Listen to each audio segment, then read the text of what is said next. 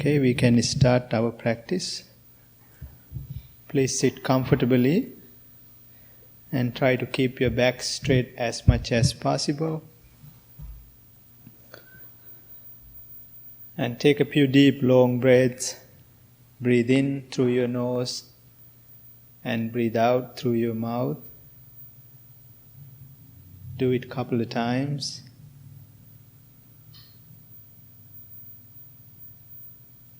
And gently close your eyes if you like.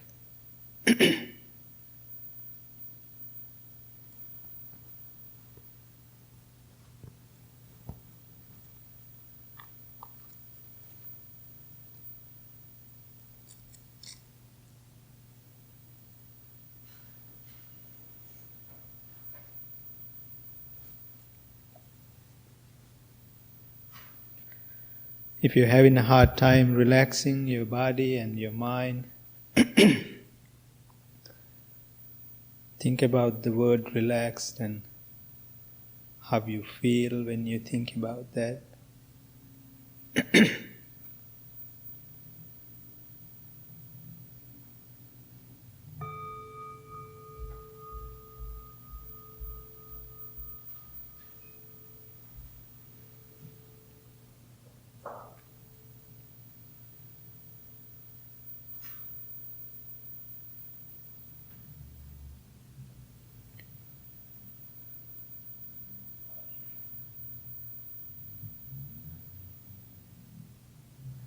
It's a beautiful morning, and you all are here to practice loving kindness and a mindfulness.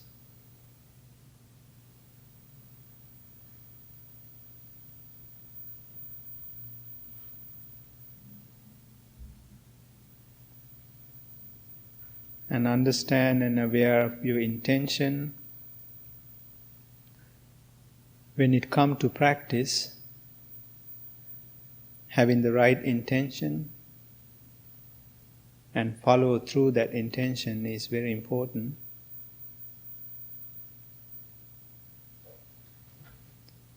When your mind is quiet and calm and tranquil,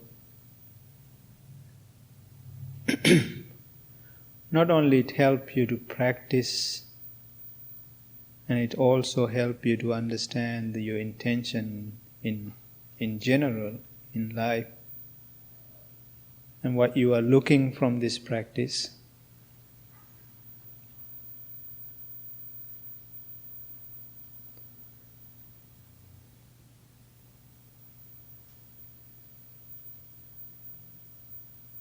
When it comes to meditation, practicing loving kindness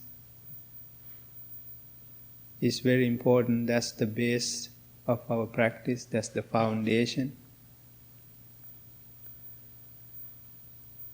Because at times you can get discouraged with how you feel when you practice. Sometimes we don't have the same intent. Sometimes it's hard for us to follow through. When you have that, having kindness towards you will help you to overcome that, because then you will give yourself a second, third chances to practice.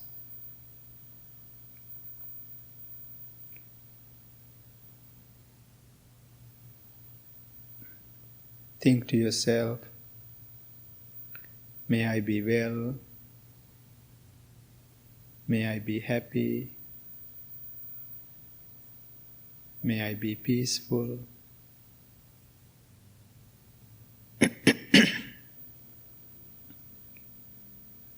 May I be well, may I be happy, may I be peaceful.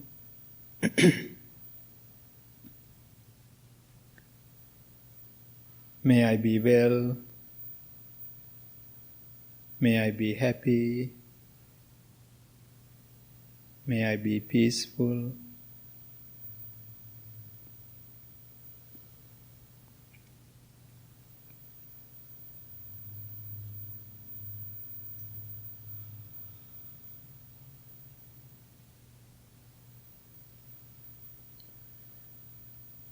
Now send your loving and kind thoughts towards your family members,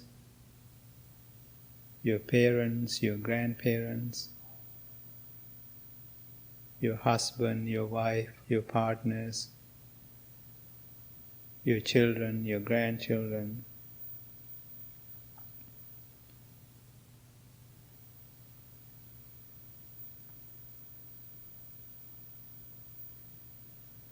Send your loving and kind thoughts towards them.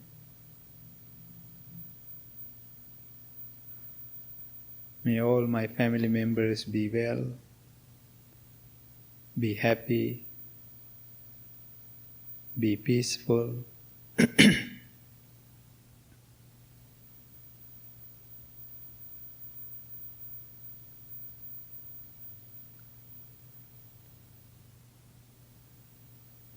May all of my family members be well, be happy, be peaceful.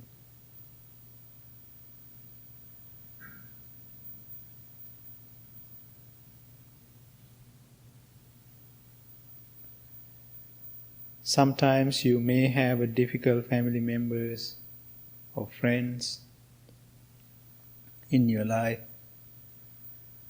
that's hard to get along with, or you might have bad experiences how they treat you or how they talk to you and how they're treating you.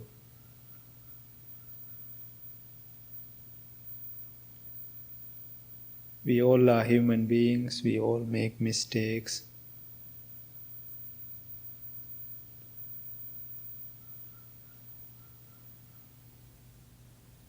If you have someone in your life that when you think about them, if it creates negative emotions, negative thoughts, try to forgive them. Because the forgiveness is not for someone else, forgiveness is for ourselves. Forgiveness can free yourself.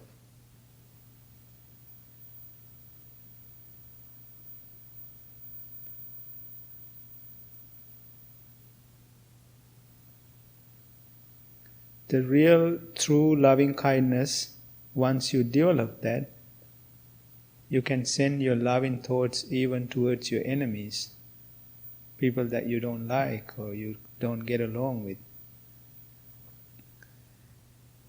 The true loving kindness is like a picture frame. You can add any picture into it without changing the frame. That's the true loving kindness. Send your loving and kind thoughts towards all living beings, human beings, non-human beings.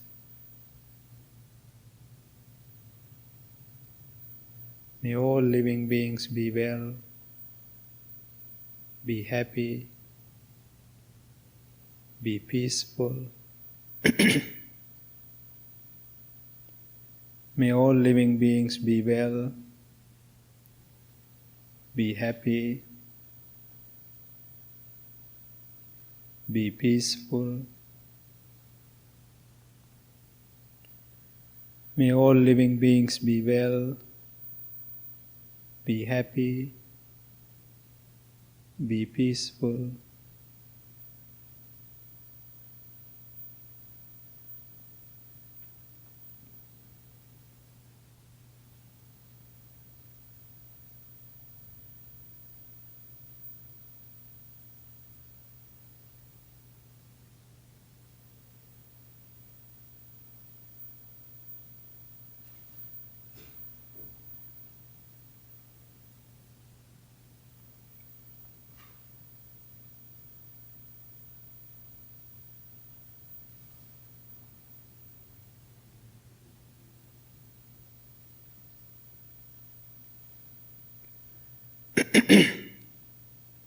If you want to change your posture during the practice, be mindful and change your posture anytime you like.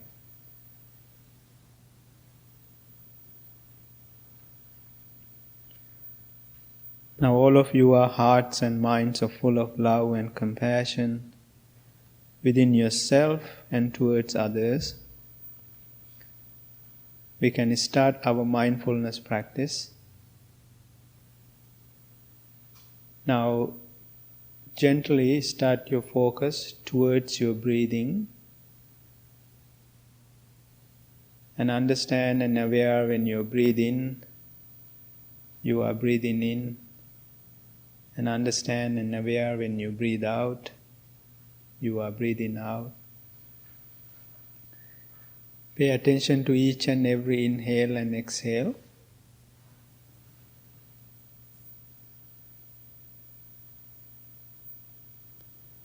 When you try to do that, you will find the thoughts coming to your mind and distract you and try to take you somewhere else, which is very normal. But each and every time when you realize that you are not paying attention to your breathing and your mind is wandering, bring your attention back to focus on your breathing. Each inhale and exhale. When you get distracted, allow your breathing to bring you to present moment.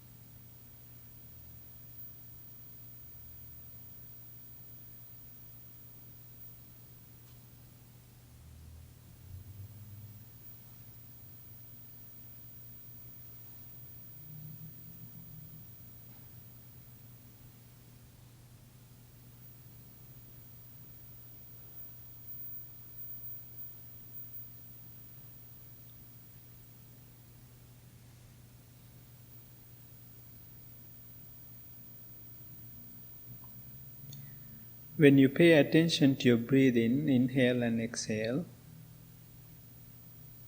sometimes you will feel a subtle sensation of your breathing, maybe on your upper lips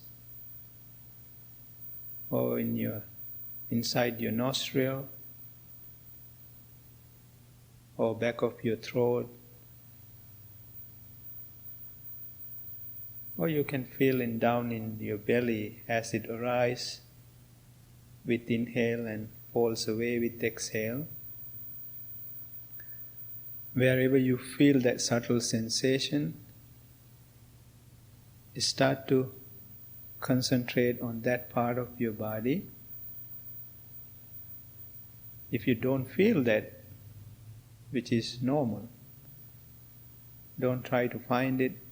Just pay attention to your inhale and exhale.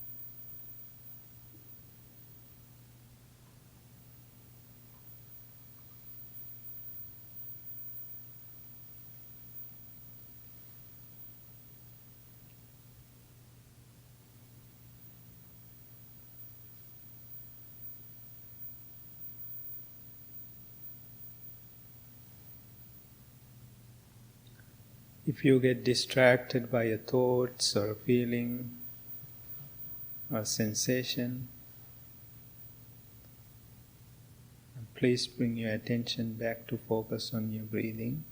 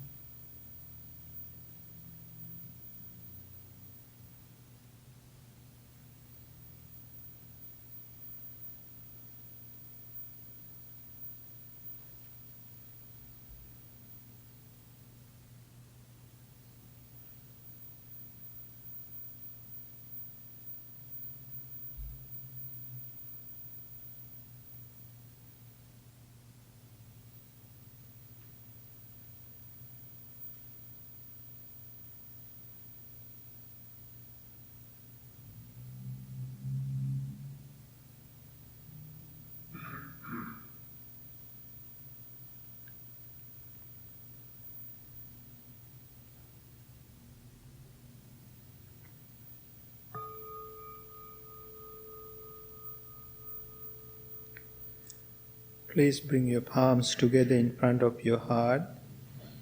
Make a strong determination to practice this meditation every day, even for a short time. May no harm come to you. May no difficulties come to you. May you be well. May you be happy. May you be peaceful. And thank you very much. You can open your eyes. Today we are not going to do the whole chanting, but we are going to read My Wish. I don't know which page it is, probably 11.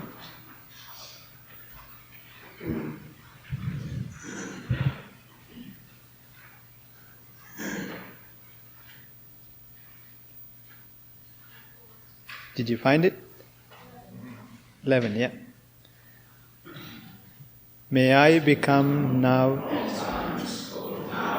forever, a protector for those who without protection, a guide for those who lost their way, a ship for those who an ocean to cross, a sanctuary for those in danger, a lamp for those without light, a place of refuge for those in our shelter, and a servant to all who need. By means of this meritorious deed, may I never join the unwise, only the wise, until the time I attain Nirvana. Okay. Good morning, everyone. Did you all have a good practice? Good. So today, our Dharma talk is going to be given by our dear friend Grant. So it's all yours, Grant. Thank you, Monte. Good morning, everybody. It's such an honor, always such an honor to be invited up here as a lay practitioner, as someone who's not a monastic, a householder, to come up and share my spiritual practice and my understanding of Buddhism through kind of my personal experience, and that's when lay practitioners come up here. That's really what our kind of our guidance is to share our experience, strength, and hope about a topic in Buddhism that means something to us. And before I get into that, I actually found a couple amazing Buddhist jokes last night. Like, I've always wondered, there's never, I haven't heard any Buddhist jokes. And so here's a couple of them. Okay. So why don't Buddhists vacuum in the corners? Because they have no attachments. All right. Okay. We're just getting warmed up here. Why did the Buddhist coroner get fired? Because he always recorded the cause of death as birth. All right. Right? Okay, here's the last one. What did the sign in the monastery searching for new monks say? Inquire within. Just doesn't get any better than that. And so, hey, today the thing I'm going to talk about is the 5 precepts. We've been kind of building up as we do each year to the end of October in our precept ceremony. And we've heard from some monks about it and some lay practitioners. And so I'm going to kind of throw my hat in the ring and talk to you today a little bit about my experience with the 5 precepts or mindfulness trainings. And really the 5 precepts here, I'll read them real quick, right from the back of our chanting book, is I undertake the training rule to refrain from taking life. I undertake the training rule to refrain from stealing. I undertake the training rule to refrain from sexual misconduct. I undertake the training rule to refrain from false speech, and undertaking the training rule to refrain from intoxicants. And in those, those are all telling us kind of like what we're refraining from. And I'm going to get into a little bit about, also the other side of the coin. I really like dialectics. So while I need to know what not to do, I also want to know kind of what to do, how to behave or comport myself, how to try and experience the world in a way that's helpful and helps me cultivate wisdom and compassion. And these trainings are like, it's kind of like a framework. They're ideals. They're intentions to hold. They're not, it's not black and white, right? There's no like objective, like, don't do this or something really bad's gonna happen. A lot of this is subjective stuff. It's a moral and ethical framework for us to understand ourselves better and understand like the world a little bit better. And I don't know about you guys. I grew up with this concept of like sinning and kind of being punished with kind of shame and fear, and like bad things happening when you mess up. Or like you're gonna go to hell or something like that. And in Buddhism, we don't really have like a hell, at least not in this kind of Theravadan Buddhism. But I would say that there is a hell, and the hell can be in the present moment when I'm full of craving or aversion, if I'm deluded about something that's going on, if I'm full of distress. I can really experience my own form of hell and kind of like in the here and now. And I think these 5 precepts can help me with that. This is probably my 4th or 5th year kind of going through the precepts and thinking about them and talking about them. And I noticed that they start to just pop up in my life when I most need it. And I really think it follows the principle of kind of like what we focus on expands. We were buying a new car recently, and we'd been kind of like talking about cars and looking at cars and really filling my consciousness with cars.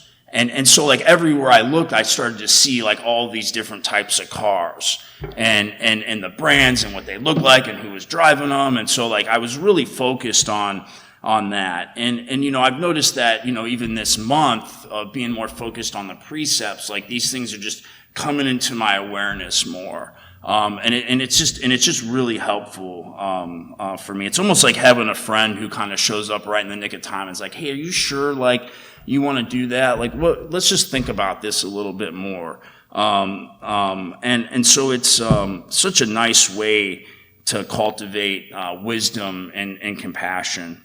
And so I'm going to go through all 5 precepts and just give you a little bit of the, my understanding of them, and through my understanding and me talking, you'll be able to then just kind of notice what comes up in you, and where you're at with these things, and how they fit into your life and practice. So.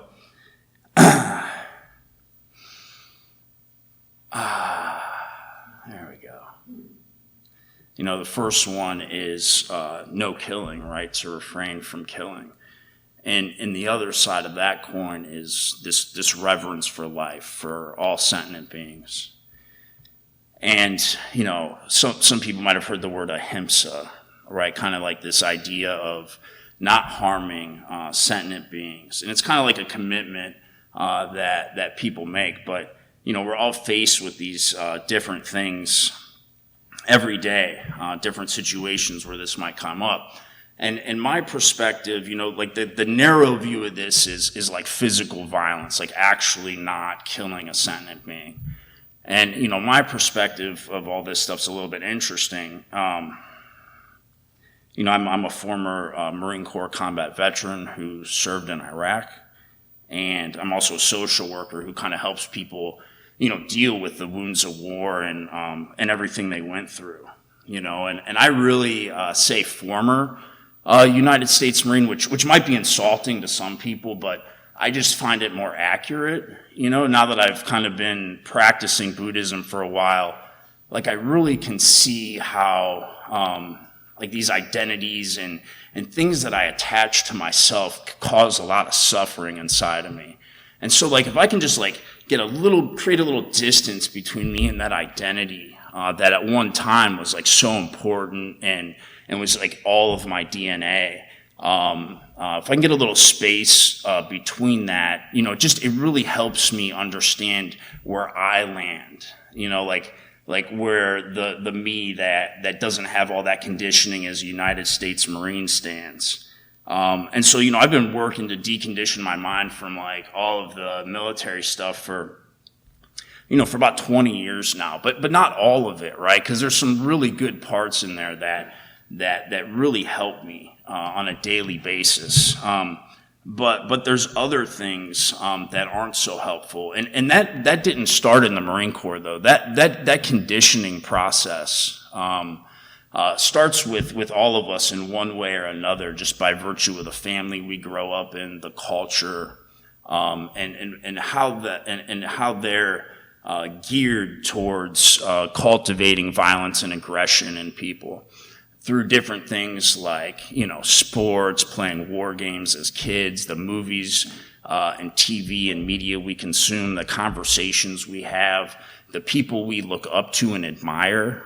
As a kid, I mean, it was the perfect storm of things that I participated in and people I admired, and really kind of left my adolescence just really a perfect candidate to be somebody who would join the military.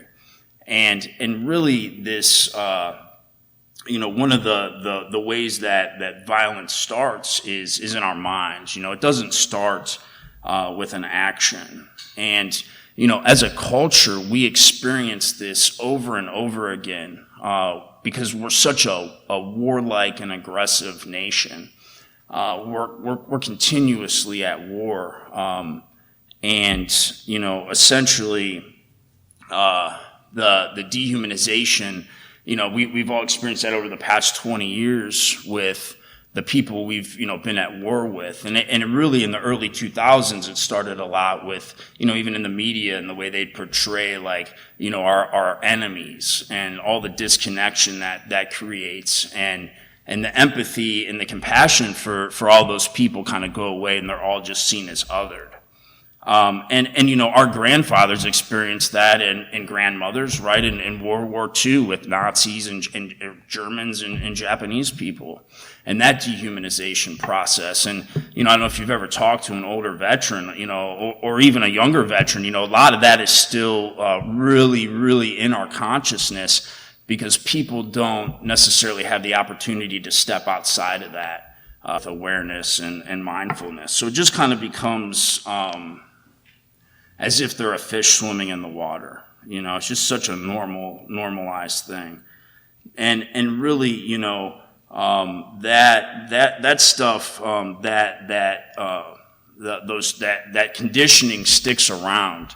And really it takes a lot of mindful awareness to notice the stories inside of me, or when I'm put in situations where aggression might have been my go-to in the past. And it's like, how do I really want to show up in those situations?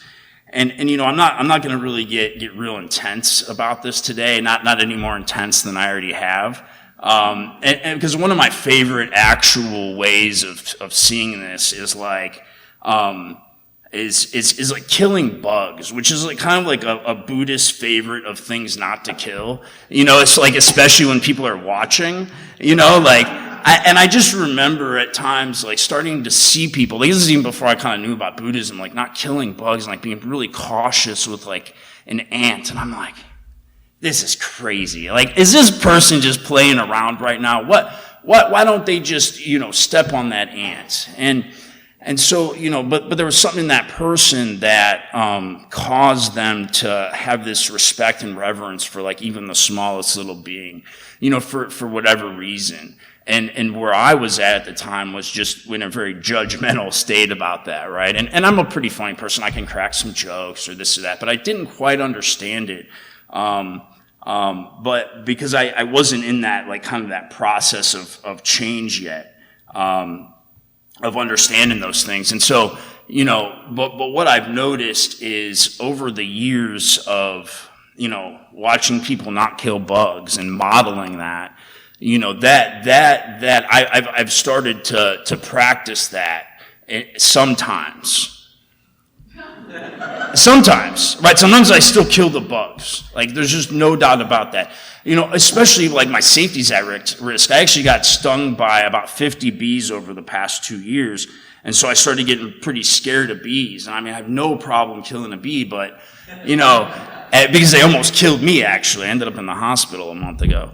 But here's the thing. I'm not like at war with bees or anything, or maybe I am. But really, like, it's about these trainings are about like understanding where I'm at and like being compassionate about where I'm at, and then giving myself that space to be able to make a different choice if I want to, and that's really what this training's allowed me to do, is start to treat people a little bit differently, and start to really notice the violence in my mind and the dehumanization in my mind and the way I judge or push other people away, and really wanting to take care of my own pain so I don't take that out on other people. And I really think that's a responsibility of all of us, to take care of ourselves in that way, so we're spreading more love in the world and not hate and violence. All right. And hey, the next one is kind of stealing, not taking things that aren't yours. And then the positive side of that coin is right livelihood, right? Like doing the right things. Stealing is something that for me, when I was a kid, I started stealing like all these cans of chewing tobacco from the store when I was like 12 years old. You can't really buy chewing tobacco. And you might ask, well, why is a 12-year-old chewing tobacco? That's a great question to ask, right?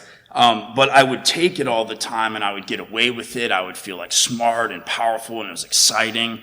I got attention for it, like, oh, that's so cool. I can like go in there and like take these things, from this place.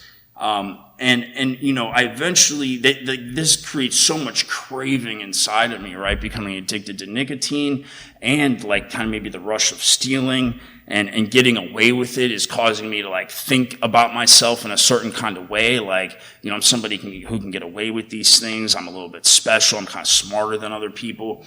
And so it's just creating all this delusion inside of me and creating a habit. And, I was able to kind of stop doing that stealing, but it's just such a powerful example to me, of craving and attachment.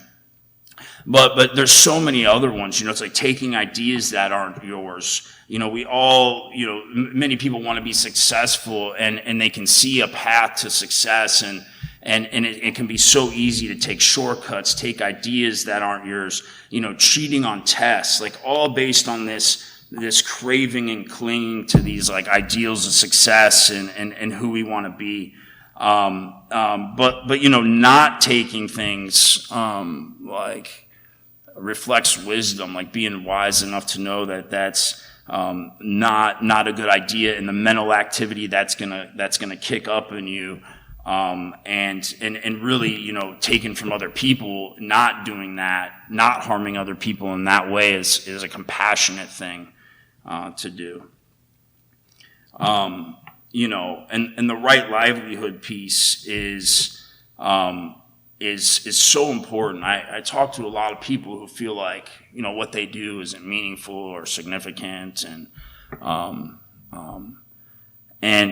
here's the thing is I really, think that whatever I'm doing, I can find a way to be, the type of person or have those qualities of compassion and wisdom and loving presence, like kind of shine through me, like no matter what form I'm in, no matter what my livelihood is.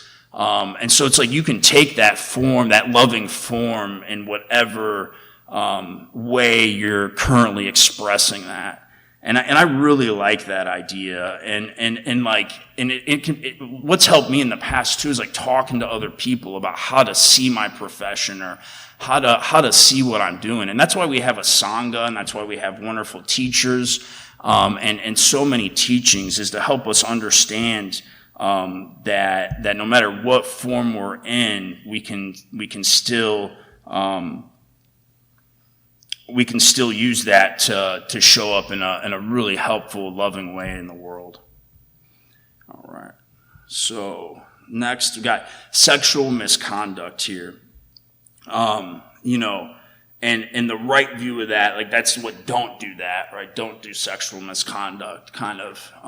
That's what not to do. That's what to refrain from. And that, again, that's some of that is really subjective, right? Because there's things that I consider sexual misconduct that other people are like, well, that's a really fun Saturday night, and it's not harming anybody. And so it's a lot of this is subjective here. Now, the right view of this is like the other side is kind of like loving action. That's what you should do, right? And we just want to be really aware of all the suffering in the world caused by sexual misconduct, trafficking, abuse, exploitation, assault. I mean, these things occur. The statistics are astounding in some of these things. And that's for all genders, sex motivated by craving, and delusion really causes so much suffering in people, and the effects reverberate, throughout their whole life. And again, like this conditioning, how we see and experience sex, that starts so young, in our society, oftentimes, right?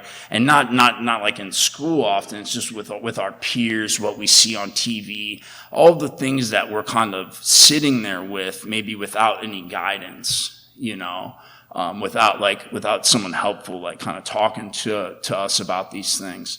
At least that's how it was for me. Like when my dad gave me the talk, I was like kind of like, oh my God, this is so awkward, and then I was like really learning the things from my peers, and so what happens is people start to objectify people and just see people kind of as that one thing, like kind of as an object, and we lose sight of people's humanity, right? And so sex can be a really dehumanizing thing too. We really use a lot of dehumanization there. I mean, sex and violence are oftentimes so kind of intertwined. I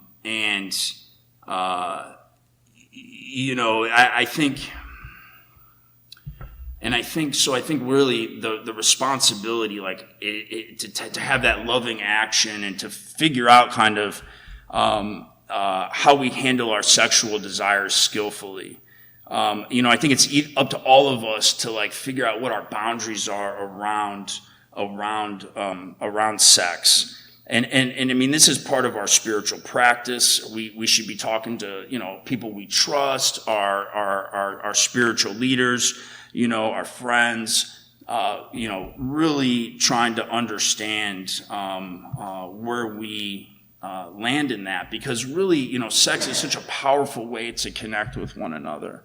And all of these kind of positive qualities of awakening, like joy, energy, mindfulness, relaxation, concentration, and spaciousness, that's all come into play in the space of sexual connection and intimacy, that closeness that we need with other people to help us experience love and to stay safe and to survive. I mean, it's really almost a survival level need to connect with others, and they've done a lot of experiments that show kind of that connection and that attachment. I mean, it's just as important, if not more so, than food and water. I mean, it's just right there.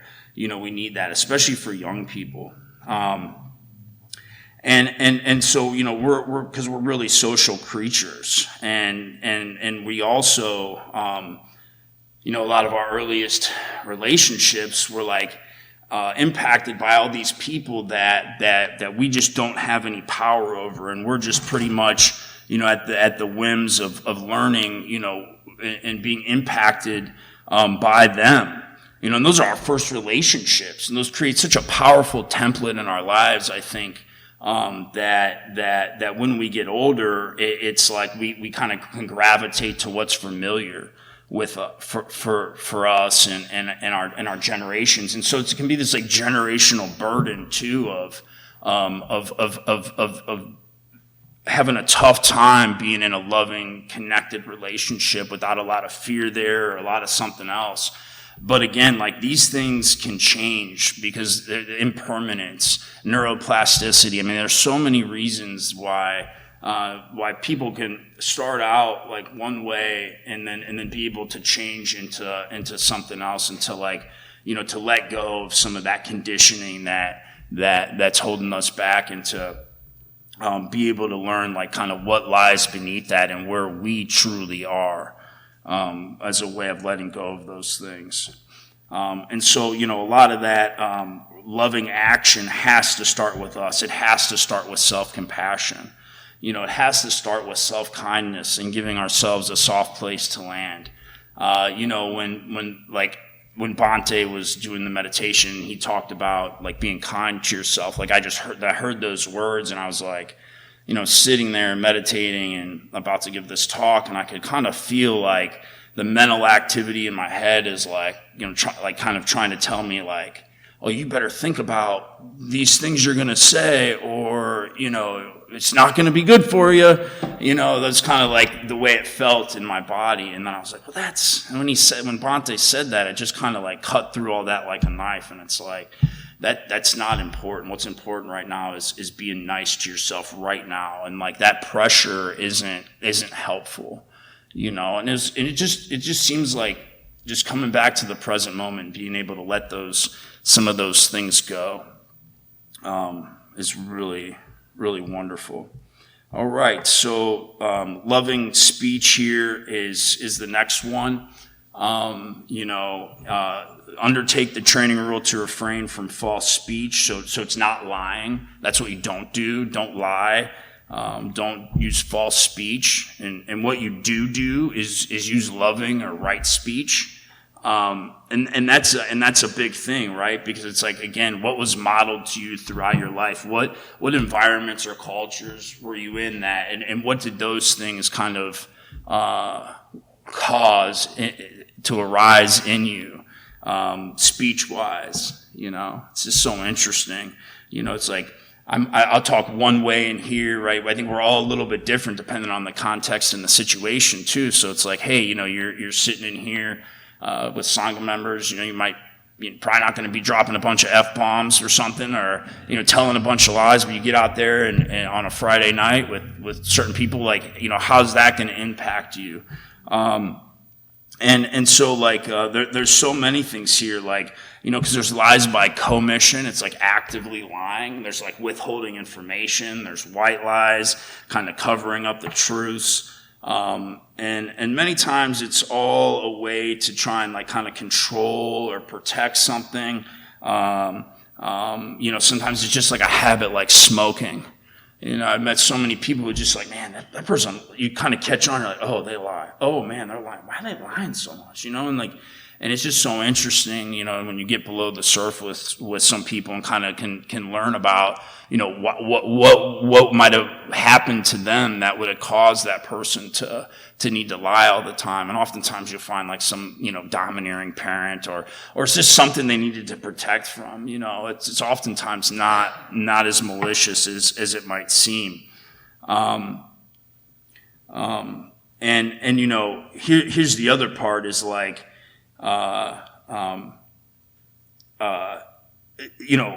that loving speech part, it starts with this active listening, and I think that's like the key to it is listening actively and with compassion. And it's a skill. It's definitely a skill, because like I used to not even think one time in my whole life about like how to like listen better to somebody until I was, like in my mid-30s, right? Like the thought never even crossed my mind. Not once. And then I started to go to school for counseling. I was like, well, okay. And I started to like observe myself and be like, like I'm not, how do you have these conversations? Like how am I gonna talk to people like in a more meaningful way? And not just like when they're talking, kind of start to think about what I'm going to say or like tell the amazing story that's going to like show you like that you should admire me for some reason, so I had to figure out how to like be in this conversation with people in a productive way. And one of the things, these are just the littlest skills that I would learn and I would try and practice. And like one of the first things I learned in school was like this idea of like reflections. Right, so like, and all that is like when you're talking to somebody and they say something, you kind of say it back to them just a little bit different, but what they said, and that the idea is it can move the conversation along. And I remember like learning that, and I went over to my friend's house and she was talking. She was kind of a talker. And, but I was practicing lots of listening, right? And so like, I remember just reflecting back what she said and then hearing her like keep going. And I was like, but she went a little deeper and I was like, that was interesting. You just see you're doing something a little different. It's a cause and then it affects things. It affects the energy in a different way. And I just remember how profound that felt to me. That there were things that I didn't know that I could do that could like really change the course of a conversation or an interaction in some way. And so like building on that has using right speech and learning how to communicate better and more fully, I think has got to have been one of the greatest gifts in my life. And now it's something that I just keep going with. I just keep trying to learn more about what happens in these spaces of connection between kind of me and somebody else that just seems so incredibly complex and rich and interesting. And how can I make that, how can I participate in that fully while still kind of taking care of myself and still being myself? And I think that's a whole lot of fun to figure that out. Last one here, I know you got some great announcements for us, is no intoxicants or, what does it say? Refrain from intoxicating liquors and drugs that lead to heedlessness and carelessness. I love that word, heedlessness. I don't know why yet, but I always have loved that word. And so, the other side of this is mindful consumption. It's really being aware of what we are putting into our bodies. And I think that drugs and alcohol is a very narrow view of this, right? It's an important view. It's an important thing to talk about because it's kind of like one of the, I think, extreme examples of how we cause mental and physical harm to ourselves, by escaping the present moment. There's a book I have. It's like Addiction is Dissociation, right? It means just to really sever yourself from the present moment as an escape in some way. And that's with the intoxicants, right? But think about it, like I get intoxicated by stories, the stories I tell myself. I get intoxicated by my beliefs. I get intoxicated by righteous indignation. I just love that stuff. Because it feels so important and so like meaningful and so real, but it's all just like this kind of like fever dream of a current state that I'm in. And it's so funny just to be able to notice when I am intoxicated by these things, by these ideas and stories and perceptions, and be able to try and just smash that in some way and get back to like what's the most real and true thing that's happening right now.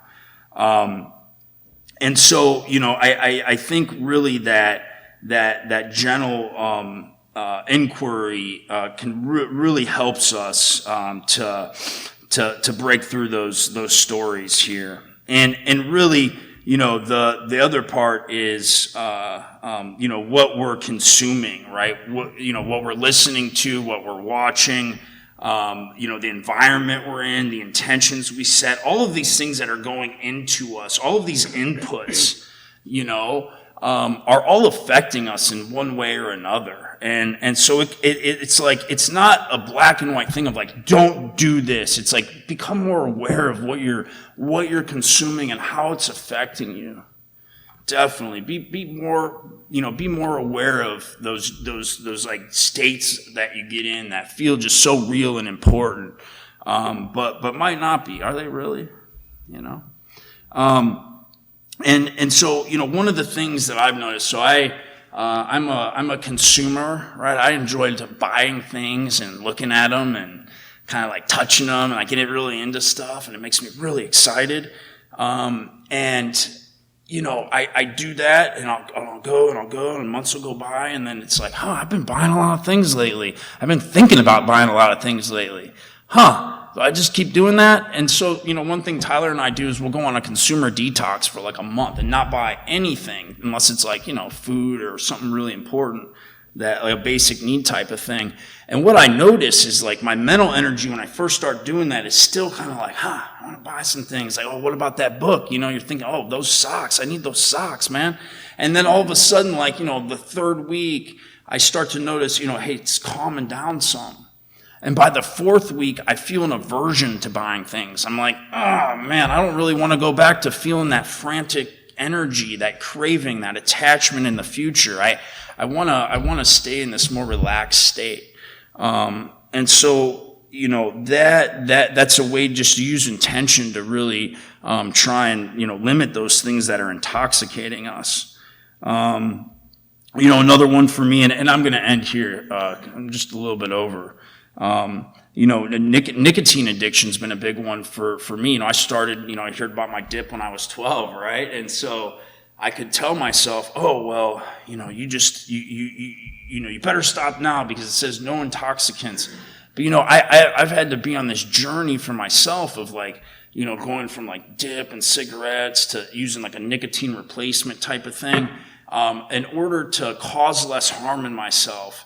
And so it's just like this progress I'm making and just noting that, in myself and how that feels as I'm just on this path, right? Cause I just don't think the work is done, but I don't think I'm really a thing to be improved on. I think I'm pretty great how I am, but I think that things attach themselves to me. And I tend to let them stick around maybe a little bit longer than they're welcome. And I see some people shaking their heads because they're like, oh yeah, that happens to me too. So, we all have the opportunity by kind of taking these precepts together, as more of a commitment to ourselves, to understand how these precepts impact us and to become more aware of ourselves and to be part of the community. So I hope to see you all on the 28th. And thank you for letting me share. Bye.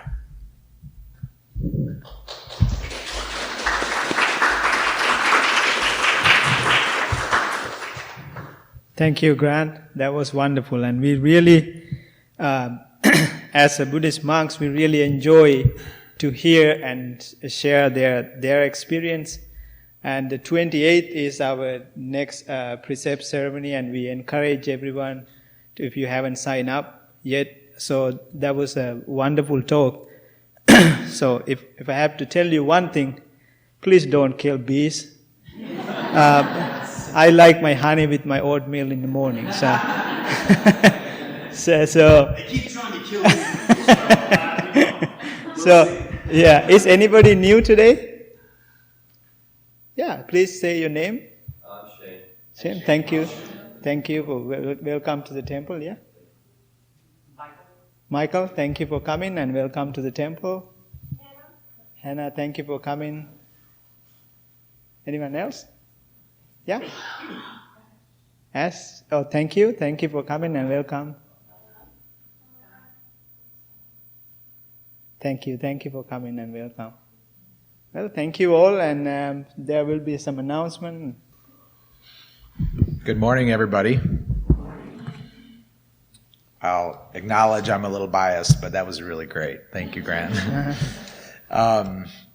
Monk, Wednesday, Bhante Rahula and I are going to do some precept conversations. I love the language, East meets West. We rehearsed a little bit yesterday.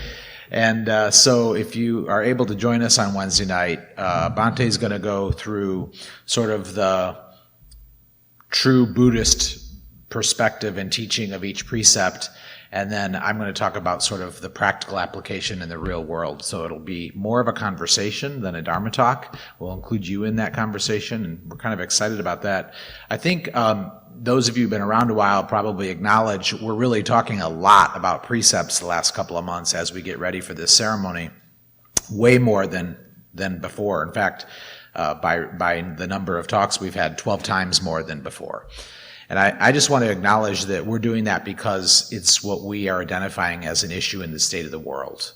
That we're watching the world and the chaos that the world is in, and we really want to acknowledge that the purpose of this place is to cultivate practices that we can go out and help people and make the world better. And these 5 are sort of the foundation of that belief. So that's why you're seeing so much heavy emphasis on it, and I hope it's really helpful for people, because if we could just take what we have here and walk out into the world, imagine the ripple we could make.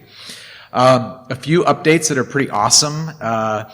So I've been coming to this building since I was 11. I fell in love with it back then. I've loved it for a long time. I've been falling out of love with it for the last 6 months because we've been on this construction journey.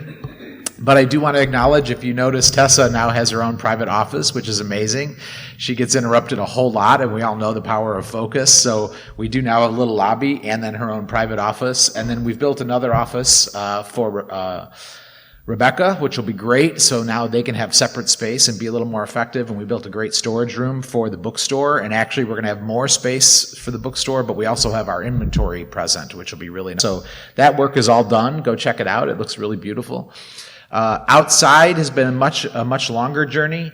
We're replacing our stairs. We're tuck pointing the whole building. We're putting in a huge outdoor meditation space, and really doing some very significant maintenance work to this ancient and lovely space. And so I just wanted to pass on some news. We went to the Building Commission and the Historic Preservation Commission and made a presentation about what we're doing here in order to get permits. And some of our permits are issued, others are forthcoming still. And so we're really struggling to get this done before the weather freezes, but I think we're going to make it. And when we went to the commission, I gave the presentation with our architect. And I was really moved. Bhante Rahula was there. From the bench, they acknowledged that they really consider us sort of the gateway to this town square. And that they are just so proud of our interactions with the community. They're so grateful to have us here. Acknowledged that it was a little weird for a Buddhist temple to show up here, and they've just been amazed by what we've done and how we've taken care of this building. They directly acknowledged how appreciative they are that we left the stained glass with Jesus and Mary, and that we're so diverse and welcoming. Even acknowledge the fact that we now have Kuan Yin and will have a Buddha statue, so sort of a male-female energy outside, and that they really see what we're doing as a public space, that we're creating an outdoor meditation space that is absolutely for the public. And they just really commended us for that. We had not one negative comment. We didn't have to fix a single thing. They were just really celebrating and supporting us. And so that's because of all of you. So we're really grateful, and that's really good news for us. And eventually you'll be able to walk up our front stairs safely. So that'll be really nice. The basement is going to be dry because we did a bunch of tuck pointing. We're getting ready to work on some metal guardrails around our windows to keep preserving our beautiful stained glass. So the never-ending journey of preserving a decaying structure continues. And so thank you for tolerating all of that. Last but not least, we have Bhante Rahula has been really working on this sound healing, and many of you were there. We had a huge, enormous, spectacularly good turnout. We're so grateful. And so we're starting to put together some packages for Bhante, and I just want to talk about them because I hope you all can benefit from this. He's offering various packages that we're going to have in the temple packages and then on location. So what we define as on location is about 50 miles, anywhere within 50 miles of the temple. So we have two pricing structures. We have a pricing structure for 1 to 10 people if you wanted to have a small event with a small curated group of friends, either at the temple or in your place. We have private group events, which would be 11 to 24 people. So 2 prices for that at the temple and on location. And then public events, 25 plus. A couple options for that. And then the one that might be the most interesting to many of us is just the private sessions. 2 people, either at the temple or on location, 1 or 2, or just yourself. Imagine if you're coming home from a surgery and you just want a private healing session. How great would it be to come here or have Bhante come to you? So this is really a lovely new offering we have. And if you want to experience it before talking about any of those packages, our next one's coming up, and so we're really looking forward to continue to celebrate your new business and your new gift to the world. We actually got to talk yesterday about some of the really good works that you want to do with it. Bhante is absolutely dedicated to rebuilding his home temple where his teacher is and building them a new space. So he's setting up a nonprofit for the funds that he creates from this work and is going to direct it towards his temple and his teacher in gratitude. I'm going to go see it in December in Sri Lanka so I can get my eyes on it and figure out how we can be even more helpful. So know that all the stuff we do is going to good things, and we're grateful for y'all. Thanks, everybody. Thank you all. Thank you for coming. And if you're still considering to sign up for the precepts, so if you can make it on Wednesday at 7 meditation. So like Tyler mentioned, we will have, if you have any doubts, and I can help you to get rid of that doubts. And it will help you. It's a challenge that you will take it upon yourself. It's not something that is like you have to do it. It's something that you can challenge yourself to do it. And thank you for talking about my sound healing and meditation. And this is a unique event that's probably I'm the only Theravada Buddhist monk who does that in the whole world. I don't know anyone else. I'm just promoting myself here. So, and then the uniqueness about the sound healing. This is something I felt personally. And it's very personal, from buying the singing bowl to going all the way to Ontario, Canada, because I just wanted to make it my personal to share with everyone. And I had a nice experience and sharing with all of you. And the uniqueness about our sound healing is include meditation and ancient Buddhist chanting. That's the uniqueness about our singing bowl and the crystal bowl. So if you haven't signed up for the next event, so please consider signing up, and looking forward to see you. And do not forget, and there are some good food at the market from Sri Lankan, so if you're hungry, and you can enjoy that too. So, okay, thank you everyone. Have a good day.